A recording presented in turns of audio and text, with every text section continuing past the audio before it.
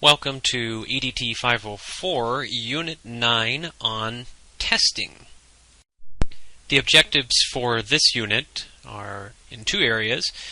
The objective for the content is to discuss the chapter in our course textbook on tests, on the use of tests for assessment when you are putting together your multimedia or online instructional environment.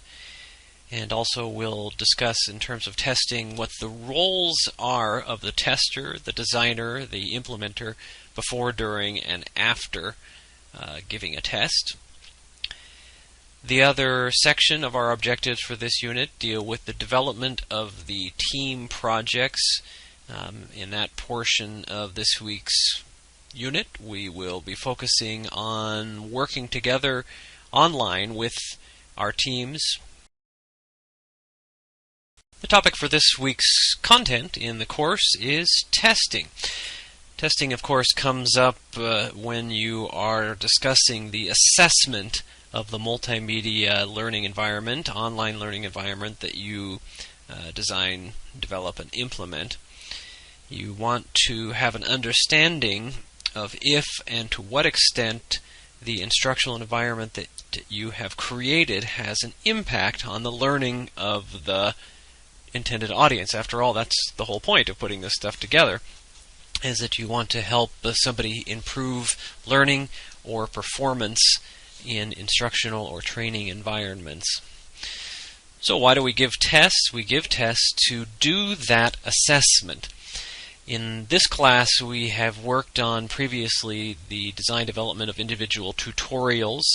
And you'll remember that in the way that tutorials are defined in our course textbook, they typically don't involve large-scale testing. Instead, they involve check-yourself, embedded sort of mini quizzes, questions that are used to help the learner as she or he is working through a hunk of content in the tutorial to make sure that he understands the material as he or she is going through it. Now, testing tends to be used more as a summative tool, something that comes at the end of a learning unit to help the learner gauge whether or not she's understood the whole thing, and also, of course, help the trainer or the instructor understand whether or not the learner has achieved the goal of the instruction.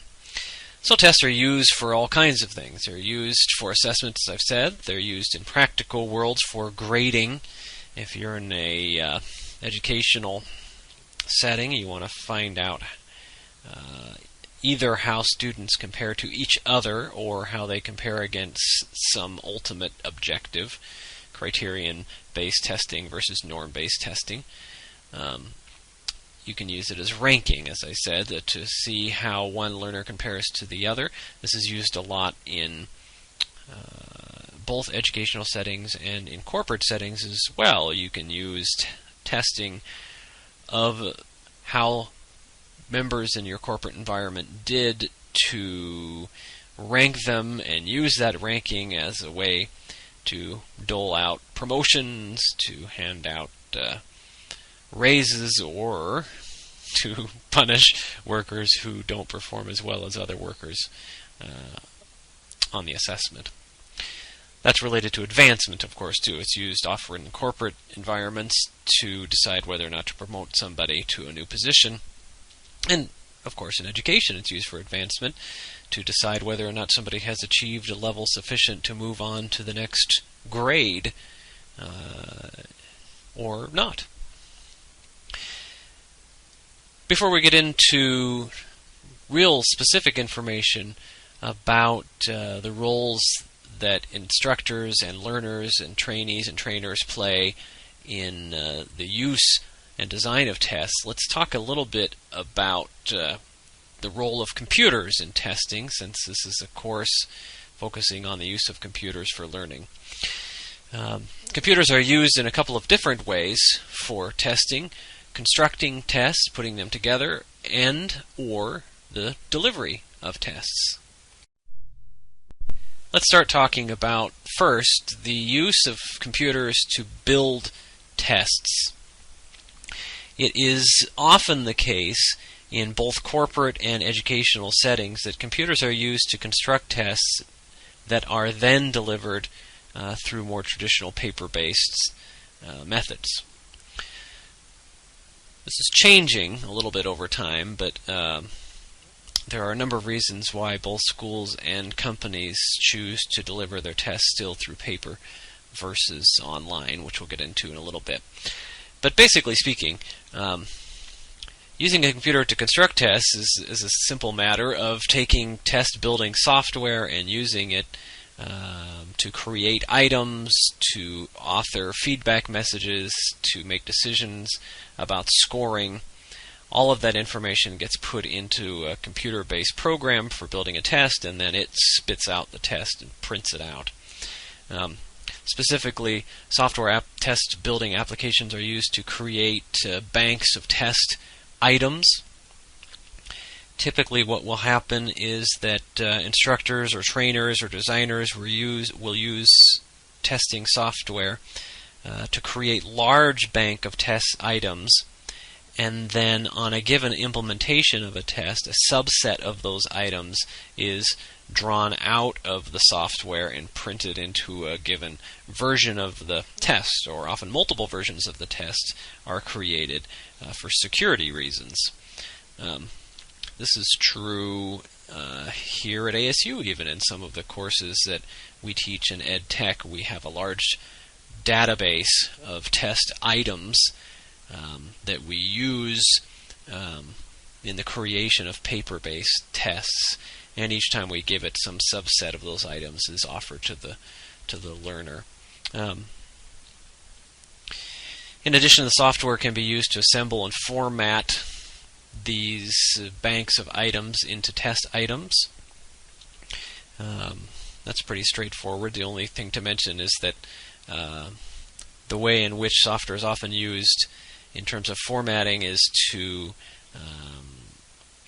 randomize the order that the items are presented on the paper, to alter the order of the answer choices. If it's a multiple choice test, for example, and there are 4 choices for a given answer, testing software is often used to randomize the order in which those answer choices appear on the paper, so that different students are receiving what is really the same test, but has things ordered in a different way to prevent cheating, basically. Similarly, that software can be used to choose whether or not to present the order of the questions themselves in a linear fashion, or to randomly spit them out on the page, either in groups. Let's say you want one class to have one version, another class to have another version, or even on the individual level, where each student gets a version of a paper-based test with a different order of questions and a different order of answer choices.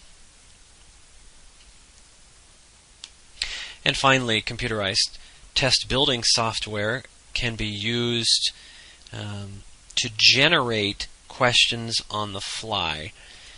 This happens mostly in areas like math, algebra, where you define a set of rules in the software creation, the test creation software, for a given item, and then the testing software creates a series of different questions that are built in real time based on the rule that you define in the software, and then it prints out those generated questions. So, for example, you have some algebraic equation that you enter into the test building software, and with that algebraic equation, it can create a whole series of different questions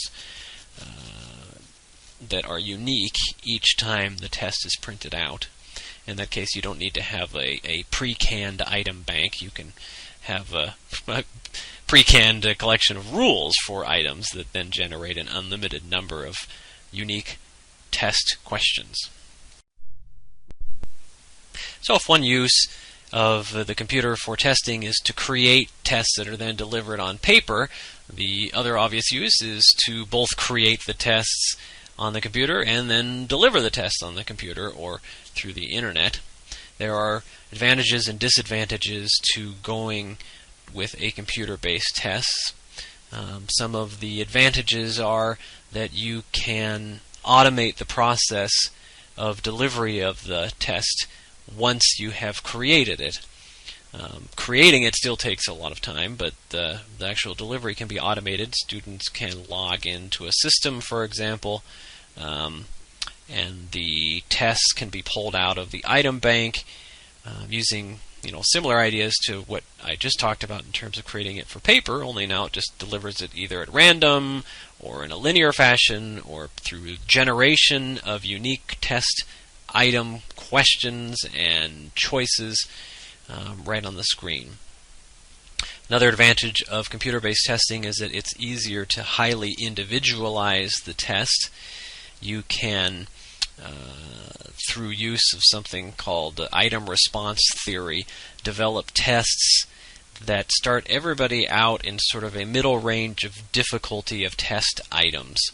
And then as each individual answers those test items, either correctly or incorrectly, there's this pretty complex algorithm that can run in the background that then offers each individual more or less difficult questions based on the answers given to previous test items. One of the benefits of doing adaptive testing, individualized testing this way is that you can shorten the length of the test, ask fewer questions to get at the level of understanding of a given individual. For a while, tests like the SAT and the GRE were using highly individualized, adaptive computer-based tests that used item response theory as a way to more quickly allow the test to rank the student's understanding and give them a score. It's not clear that they're still using item response theory. I think they may have switched back to a more traditional form of giving the test. Another advantage of using computer-based tests is that you can store tons of data about the user, how he or she answers each question, how much time is taken to answer an individual question. It provides for massive data that can be analyzed both in real time to modify the test itself or to provide instantaneous feedback, or can be used after the fact to analyze trends among large groups of students. Some of the disadvantages of computer-based tests. One is computer-based tests cannot easily score open-ended questions like essays. So even if you're delivering a computer-based test, if that test includes things like essay and short answer, usually a real person is going to end up grading those just as they do in a paper-based test. Another problem with computer-based test administration is that it's easy to cheat, especially if you're delivering a test online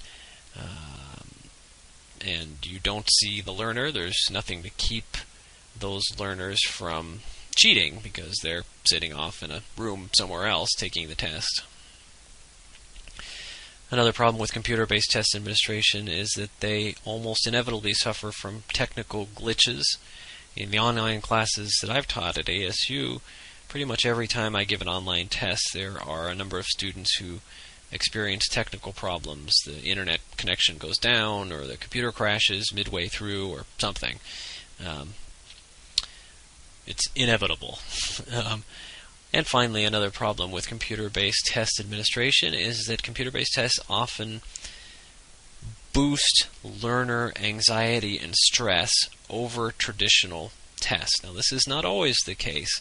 If it's an online course and you're delivering a test through the computer and the user is taking the test at home, for many students that's less stressful than coming into a classroom, gathering everybody together in a room, sitting them at desks to take the tests. For other students, however, the additional factor of the technology itself raises the stress level over taking a paper-based test. As you are designing your instructional environment and thinking about the role of testing or quizzing or self-checks within that environment, there are a lot of factors to keep in mind in terms of how you approach the design based on the setting and the goals and etc. Briefly speaking, I want to go over some of the factors that you need to think about in test design related to what will be the content of that test and how that content will be displayed. First of all, of course, you want to think about the purpose of the test. Why is it that somebody is going to be taking this test? Are you going to be doing a criterion reference test in which you're looking at how somebody performs compared to a set of standards for performance? Are you going to be using your test to rank people, comparing them one person to another person? Depending on which of those you're looking at, you would design a slightly different kind of test. Is it going to be used to license somebody, to give a raise to somebody, to punish someone? These are all purpose-related factors that you need to keep in mind. Another thing to think about is the importance of the test. If it's just a self-check kind of a test or quiz, sort of like we're using in our tutorial design in this class, honestly speaking, the test itself is not that important. It's just a tool for the learner or the trainee to use to check his or her understanding. Therefore, the way that you present that content in that quiz is somewhat different than it might be if it's a summative evaluation that's going to be used to judge whether or not somebody gets a raise or gets a new job. If it's mostly a self-check kind of exam, you want to give them the chance to try answering again. You want to make it so maybe so they can go back and forth between questions or go back to the content to check the answers. It impacts whether or not you give feedback. If it's a self-check, you should give immediate feedback, where often if it's a standardized exam, sort of SAT normative style, you don't provide feedback while somebody's taking the tests. Related to the purpose of the test, you want to and the importance is the objectives of the test. Are you creating a small-scale test that is checking whether somebody understands a single learning objective, or is it a comprehensive exam in which you are figuring out whether the learner has mastered a series of objectives? Of course, that will make a difference in how you put the test together. The authors of our textbook have included a blueprint for building a test based upon the objectives that you have for the test, the kinds of knowledge it is that you are hoping to measure and assess through the use of your test, whether it be sort of receptive knowledge, can they identify correct answers? Is it productive knowledge, whether they're able to actually use something? Is it conceptual knowledge, procedural knowledge, and so on? So I encourage you to take a look in the chapter on testing at that blueprint and use it yourself as you're designing tests, quizzes, exams in multimedia designs that you put together. You, of course, want to think about the length of the test. In our tutorials, we have put together very brief, embedded self-check, little mini quizzes that are usually, 2 or 3 questions at most, where a summative one may have longer exams at the end of a learning unit.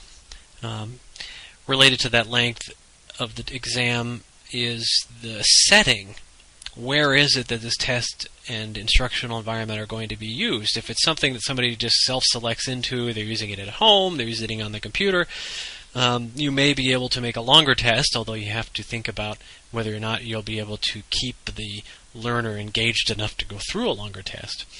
If it is something you're designing for classroom use, you have to think very carefully about how long you make that exam. If it's too long, you won't have time for the learners to complete it.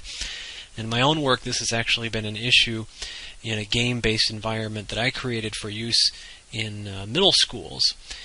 Initially, myself and the other researchers created this incredibly long test/survey that came at the end of the learning.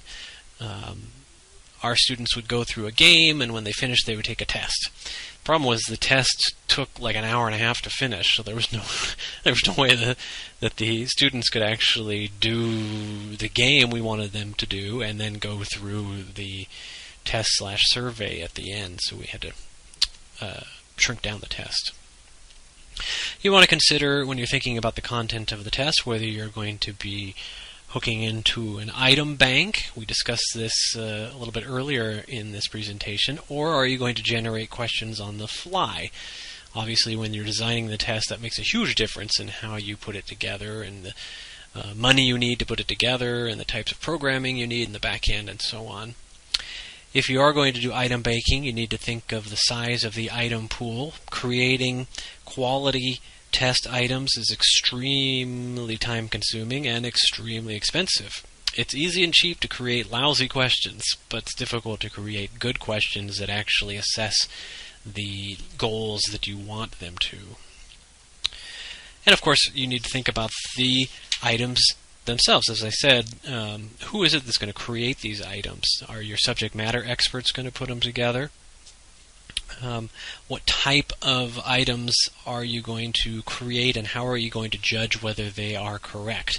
If it's multiple choice, that's fairly straightforward. However, if it's a short answer or a fill-in, you need to consider how it is that you are going to grade or assess the accuracy of those short answer, fill-in, or essay questions. If you're going to have the computer do it, it's quite challenging to write the code that can accurately analyze anything beyond single or short answer questions. So you need to keep that in mind. You may end up having human graders looking at short answer, fill-in, and essay questions, and if that's the case, that costs yet more money and is not very scalable unless you have a lot of money in personnel. Very important in test design is thinking about the feedback. What kind of messages are you going to provide the learner when he or she answers a question correctly, or when he or she answers a question incorrectly? For the tutorials that we create in this class, I encourage you to provide immediate feedback messages, and if the learner gets the answer wrong, it's a great idea for the feedback message to contain information about why that particular answer choice is wrong, and to help guide the learner toward the correct answer. After all, for self-check questions, you want them to figure out what the right answer is, and you don't want to punish them for getting it wrong. So you use those feedback messages as instruction unto themselves to help the learner understand the content at hand. However, again, if you're on a large summative test or a normative standardized test, it's often the case that you don't provide immediate feedback. You may provide feedback at the very end of the exam, letting the learner know the total score, occasionally what was right or wrong, or areas to focus on in future studies. But it certainly makes a difference depending on all of these factors, how you design that feedback.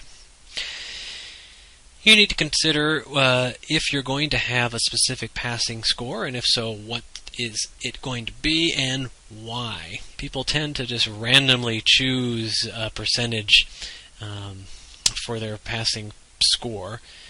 What's the difference between saying that somebody passes if they get 80% versus if they get 90%? You need to have a legitimate justification for choosing the passing score cutoff.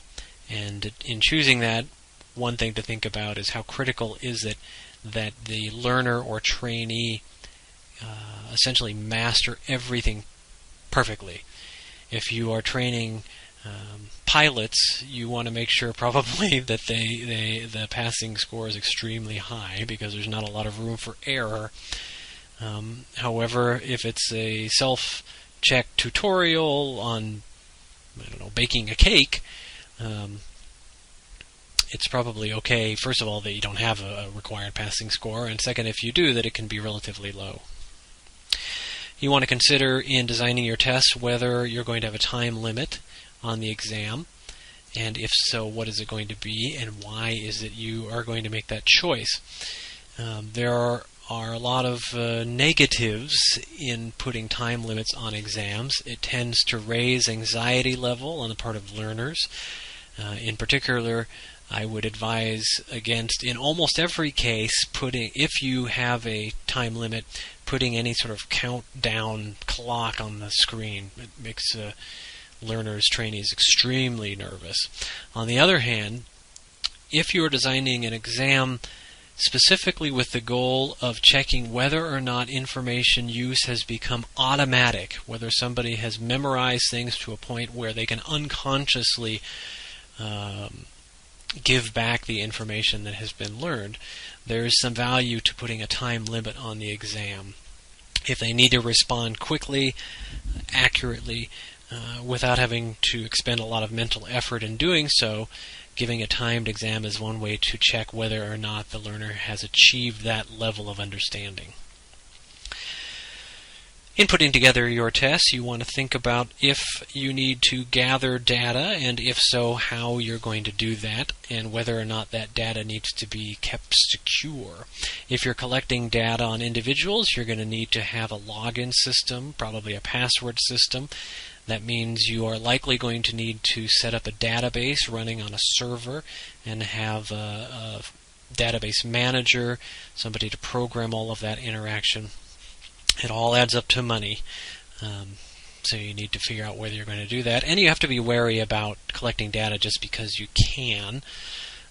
It's possible through computer-based or web-based exams to collect all kinds of data, but it's not that easy to then use that data. So just because you can collect it doesn't mean you have to. Think carefully about what the goals of the exam are, and based on those goals, decide whether or not you want to collect data, and then which data it is important to gather on an individual or aggregate level. And finally, in thinking of the content in your test design, you have to decide whether or not you're going to present the results at the end of the exam, and to whom. Are you going to present a summary of results to the learner when he or she reaches the end of the exam? Are you going to present those results to the instructor? How are you going to visualize the data that you present at the end of the test? Is it going to be sort of an overview? Is it going to be detailed information with which answers were given, which were the correct answers, and so on? All of that needs to be taken into account. In addition to considering factors that will affect the content of your exam and the way you present that content, you need to consider factors that affect the way the test is implemented on the computer or through the computer on the internet when you're putting together your design. And briefly, I want to describe some large-scale implementation factors that you want to keep in mind. The first of these is user-friendliness. You want to make the exam or the test that you create as simple to use for the learner or trainee as possible. This means that ideally the learner should understand how to take the test without having to expend a lot of effort on the functionality of the test, and should be able to therefore focus all of their attention on what is being tested. If you're doing a multiple choice test, that's pretty easy. Short answer, that's pretty easy. However, if you're doing a more elaborate testing procedure where you're setting up a simulation in which the learner has to demonstrate flying a plane, or demonstrate creating a database in Access. Those kinds of tests that focus on elaborate or complex processes are much more difficult to actually do as the learner. There's a lot of cognitive, mental effort overhead in terms of interacting with the technical piece of the exam. If you're designing a test that is more complicated in terms of how the user has to deal with it, you need to make sure to essentially give a tutorial on the test so that the learner has all the information he or she needs to use the exam, so that as much of their mental effort as possible is focused again on the content and the performance of the test rather than on how to make it work. Related to this is user control. In giving an exam, depending on the setting of the exam and the goals of the exam, you want to err on the side of providing as much user control as possible. You generally want to let the user decide what to do next and decide where to go next inside your exam. This can help reduce anxiety. It's not always possible. If you are in a corporate setting, let's say, and you're giving a test that's going to be used to license someone or provide a raise or something, in those settings you may not be able to give a whole lot of user control. They may simply have the option to begin the test, to then be moved automatically through the test, and they may have the option simply to leave the test, and that's about it. On the other hand, if you're doing self-checks, you may want to let the user choose to skip the test or the quiz altogether. You may want to let them go back and forth through the questions, try questions again, try different answers, and so on. Finally, in terms of implementing your test, when you're designing it, you want to think about designing in safety barriers and safety nets. We've talked a little bit about these more generally speaking in the design of computer-based tutorials, meaning that you want to set up the functionality of your learning environment such that the learner can't accidentally go out of it without meaning to, other than having the computer crash, so that if the learner clicks a button, they shouldn't click a single button and suddenly find themselves out of the test. Let's say you include an exit button in your exam. It should work such that the learner clicks that exit button and then they are given the option to exit or not exit. So just as in our tutorials, a window can pop up saying, do you really wish to leave the exam? Yes, no. And if they say no, they return to where they were in the exam. If they say yes, at that point, then they exit. Another related concept is the safety barrier concept. You want to make sure that the user can't accidentally do something by clicking on something simple or typing something simple. For example, if you are giving an exam and there's the capability to delete information, you want to make it sort of challenging for the user to delete that information so that they can't do it on accident.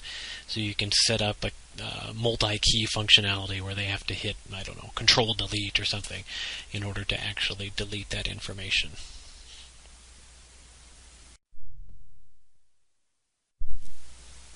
Very briefly, I want to go over some factors that need to be taken into account before, during, and after a test is implemented on the part of both the instructor and the examinee. Our textbook goes into great detail on this, and I'm not going to go into the level of detail that they do in the book in this presentation, but let me go over this briefly and encourage you to go through and read carefully the information presented in the textbook. Let's start before the test. Before you implement a test, you need to consider, from the instructor's perspective, a few things. First of all, you need to think about how the instructor will set up access to an exam that you design in your learning environment. The instructor needs to be able to open up access to that exam for a specific set of learners and keep other people out if it is required for that exam. You need to design in the ability, again depending on the goal and the setting of your exam, for the instructor to change parameters of the test, like how many questions are going to be given, what order they're going to be given in, how many times somebody can choose. You want to make it as flexible as possible and pass that flexibility on to the instructor. And you want the instructor to be able to test the test, to be able to walk through the test as an instructor, not having to log in as a user and go through and answer each question. It's ideal that you provide in your design the ability for an instructor to look at an overview of the test, to see how it's going to appear, to see what the correct answers are supposed to be able to examine everything to make sure that it's set up the proper way without having to walk through it as if they were a student. In terms of design, when you're thinking about what happens before a test from an examinee, a learner or trainee's perspective, you want to think about how it is you're going to design in the test directions. You want to make sure that you include very clear directions for the learner. This relates back to the amount of mental effort that the learner has to go through in order to interact with a test on the computer. You want to make that as little as possible. And you can do that by providing clear test directions and perhaps some practice to let the learner practice without any consequence, negative consequence, items that are designed to mimic those that will be on the real test. As a designer, when you are thinking about building a test for computer-based, web-based learning environment, you need to consider some factors for the instructor and the examinee in your design in terms of what happens during a test. From the instructor's perspective, again, this is ideal. You would want to build in the ability for the instructor to detect when cheating is occurring within the exam. It's not particularly easy to do. However, there are some ways. As an example, when I was teaching at a university in Japan, I built my own computer-based testing for tests I gave on English grammar. And I was able to build in functionality that would detect when the exam window on the computer screen was deselected and another window on the computer screen was selected. It sounds silly, but what it allowed me to do was to know if somebody was opening up another window on their computer screen in order to look at like a text document or go on the web, rather than having their exam loaded up full screen. And that was a way to let me know that that specific student on a particular computer at that moment was looking at something other than the test on his or her screen.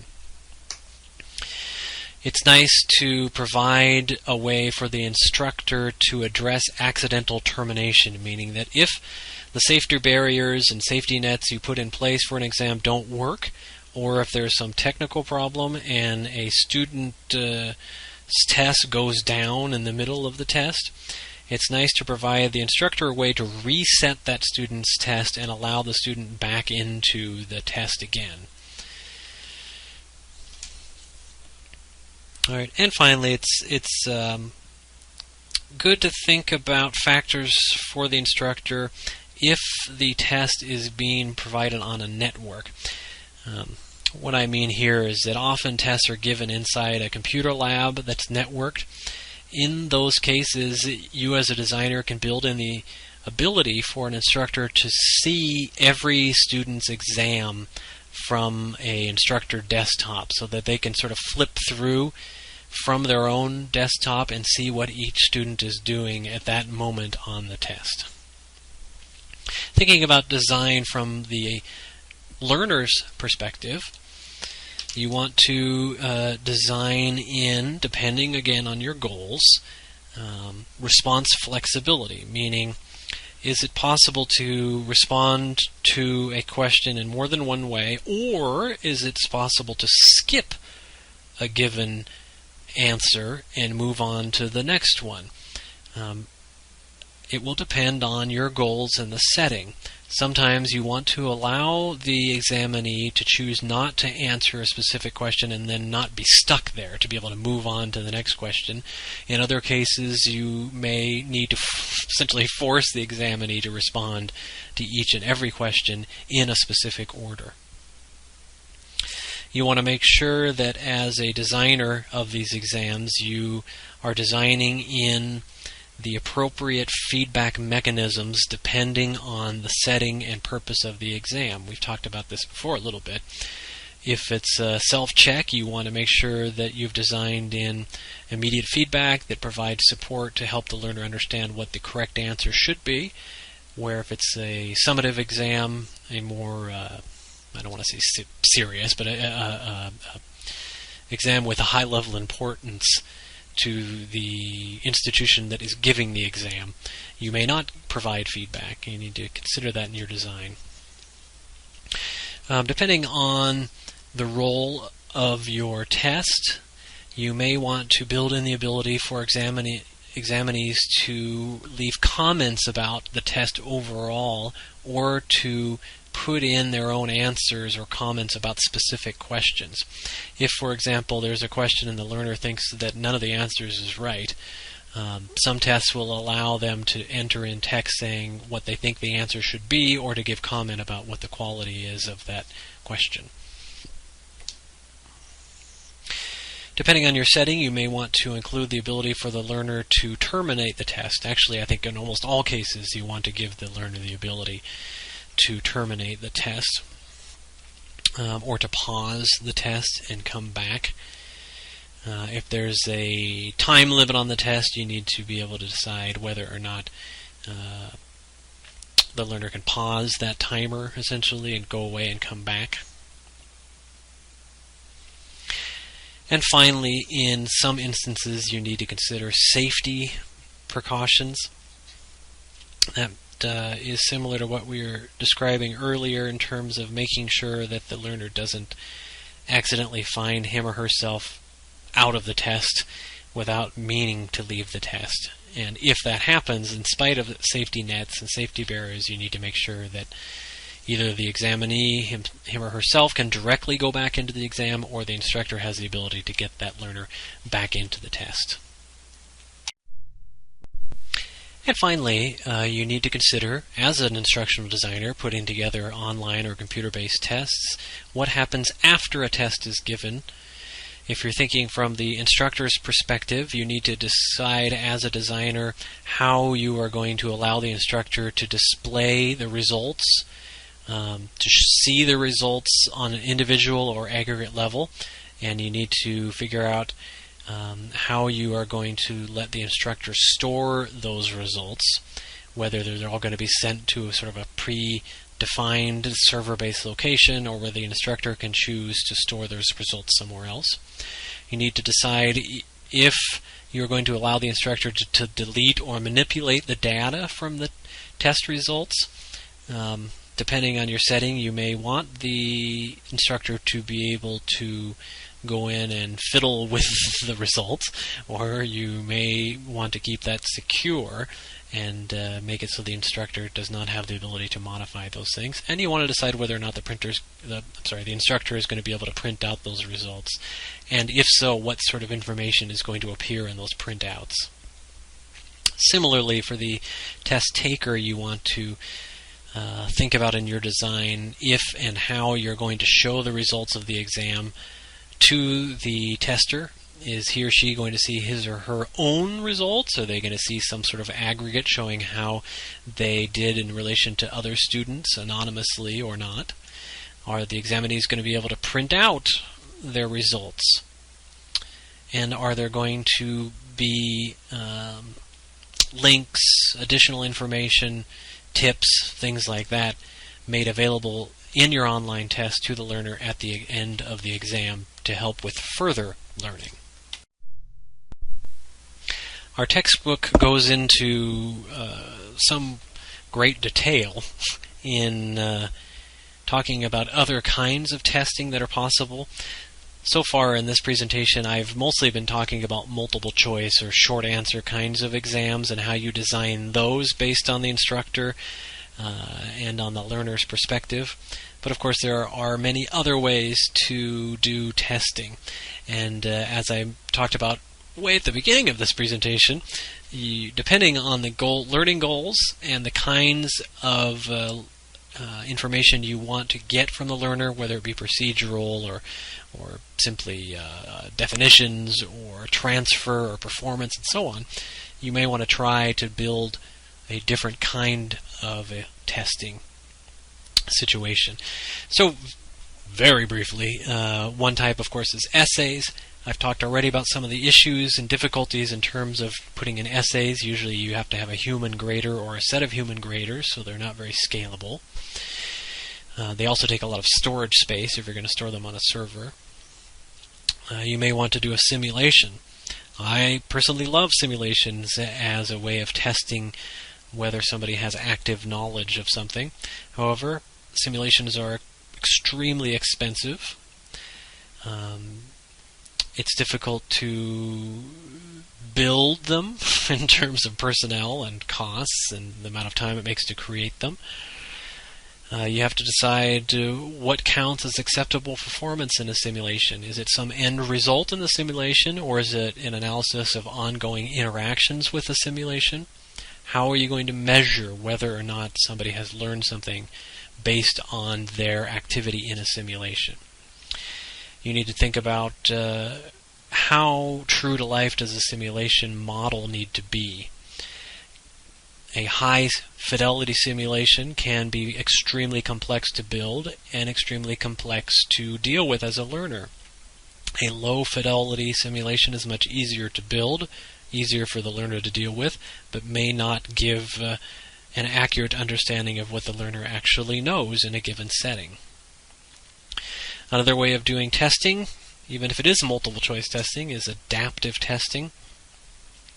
The book goes into almost painful detail in terms of adaptive testing and the sorts of models that are underlying adaptive testing, latent semantic analysis, item response theory, and such, which are all beyond the scope of this class. But the basic idea is that it's possible to individualize an exam to get a sense of where a learner is in terms of his or her knowledge level, and through adaptive testing to do so in a way that's quicker and more efficient than with the more general testing design.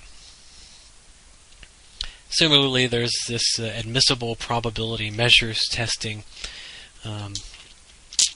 It's similar to an adaptive testing, and it's another way of looking at a multiple choice test, where instead of having to do like A, B, C, or D and getting it right or wrong, you're able to design a multiple choice test question in which each answer choice is ranked on some spectrum of correctness.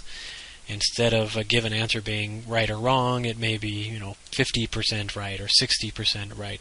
And through this kind of testing procedure, the idea is that you're able to get a more nuanced view of how well the learner knows a specific piece of information.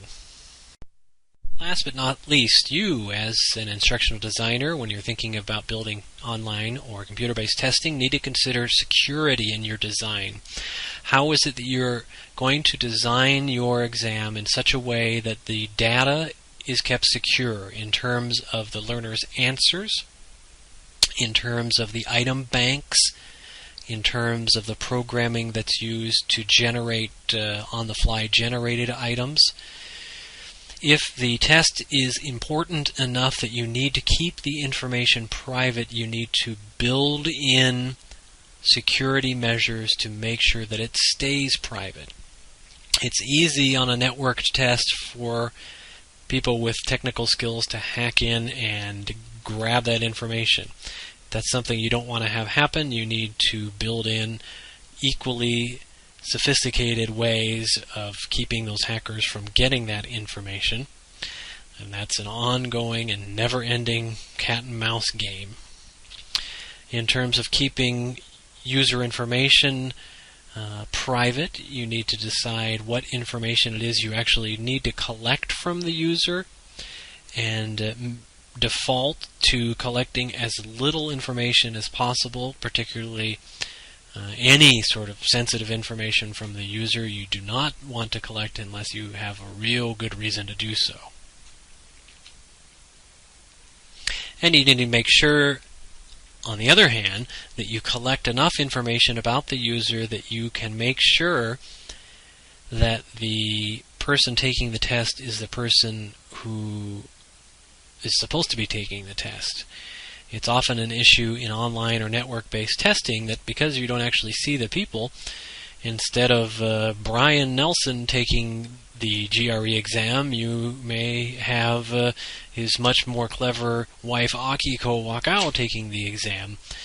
You need to think about it as a designer, how you can help to ensure the person taking the test is the person who they claim to be.